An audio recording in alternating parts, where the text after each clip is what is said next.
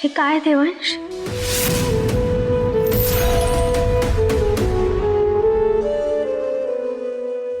Actually ते माझ्यापासून काहीतरी लपवताय ना तुम्ही? माझ्या बॅग मधनं कुठनं आली काय माहिती. माहित नाही तुम्हाला कुठून आली? अरे अरे आत्ता आठवलं.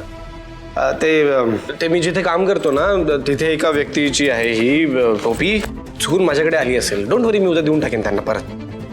देवांश, मला माहिती आहे तुम्ही माझ्यापासून खूप मोठी गोष्ट लपवली आहे, पण आता खोटं पण बोलायला लागला. तुम्हाला कसं कळलं? ते महत्वाचं नाहीये. का लपवलं तुम्ही माझ्यापासून?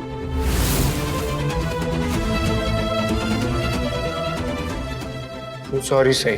सॉरी नका म्हणू. मला खरं काय ते सांगा.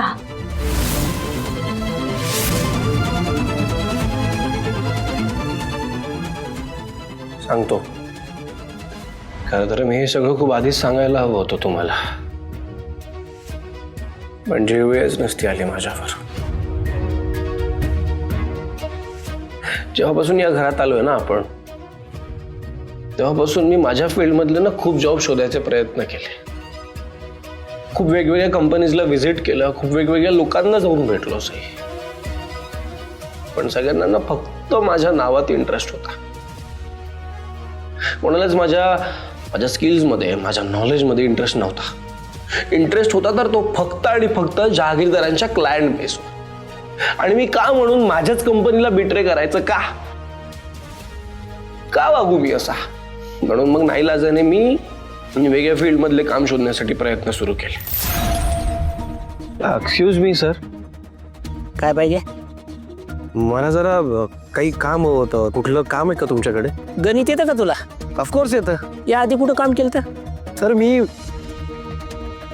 सुपरवायझर होतो सर, जहागीरदार इंडस्ट्रीज मध्ये.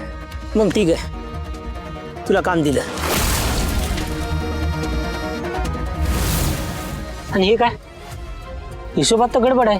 अरे 2000 जास्त दिलेत. कुणाला गेले जास्त पैसे? नाही सर, त्याच्या बाबतीत पण लिहिलंय तिथे एका कामगाराला गरज होती पैशांची, म्हणून मी त्याला ऍडव्हान्स म्हणून काही पैसे दिले. अरे चुना लावला त्यानं, चुला. सर हे बघ, पैसे आणल्याशिवाय मला तोंड दाखवायचं नाही. चल निघ.